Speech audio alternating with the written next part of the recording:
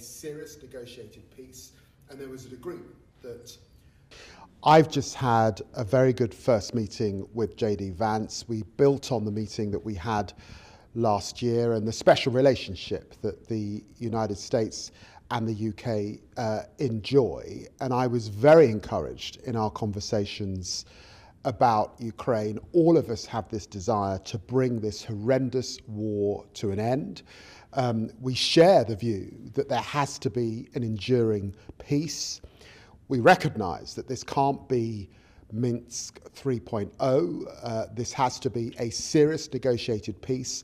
And there was an agreement that Zelenskyy and the Ukrainians have to be part of that negotiated deal. Negotiations have not yet begun. These are talks, if you like, about talks. And we will continue to support Ukraine. Britain is committing $3 billion a year in military support for as long as it lasts. And of course, Europe has stepped up on the humanitarian and aid front, now leading the world combined. And so for all of those reasons, it's important that we redouble our efforts at this time, notwithstanding our desire, of course, to see a negotiated peace and to see Putin end this imperial war.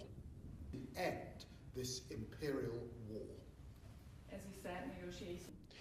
You know, what we know is that there are 45,000 casualties a month in Ukraine. Of course, this is a war, an imperial war that we must bring to an end. It is not surprising that Donald Trump wanted to speak to Vladimir Putin and indeed wanted to speak to Volodymyr Zelenskyy. But these are just talks at the moment. We are some way from a negotiated peace.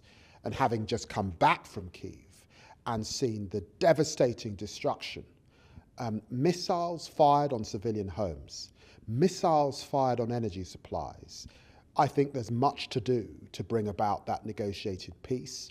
And what I assure JD Vance is that the UK will continue to support Ukraine in all efforts militarily, £3 billion a year for as long as it lasts, but we will continue to work in our special relationship with the United States to bring this conflict, of course, to a peaceful, negotiated end and to provide Ukraine the necessary security guarantees that, of course, you would expect to see across the allied community. There are real challenges in the Indo-Pacific. It is why we're working with... You know, when I shared a stage with JD Vance last year at the Munich Security Conference, we agreed that Europe has to do more. You know, it wasn't that long ago. It was just the United States, the UK, and one other spending more than 2% of their GDP on defence. It's now 23 countries, but we've got to do better over this next period, and we in the UK have been absolutely clear that we will increase defence spending over this next period. We're also clear, of course, not just on defence spending, but on the commitment to NATO, and it was good to see the Americans reaffirm that commitment to NATO. All of us acknowledge that there are real challenges in the Indo-Pacific. It is why we're working with the Americans and the Australians on AUKUS and the next generation of defensive capability in that region. So all of us in Europe recognise the urgency of the Indo-Pacific. That is why there has to be more burden sharing here in the Europe and across the European family. Have been absolutely clear that we will increase defence spending over.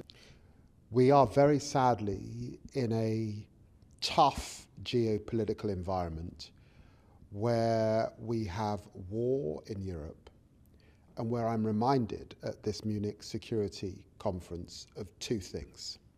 One, that we came together in Dresden just yesterday to commemorate 80 years since the bombing and destruction in that great German city.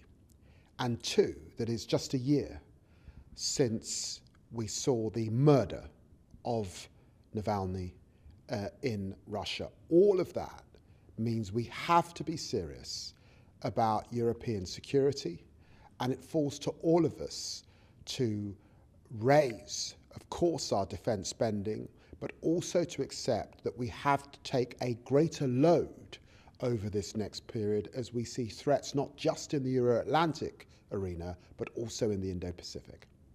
Defensive capability in that region. So all of us in Europe recognise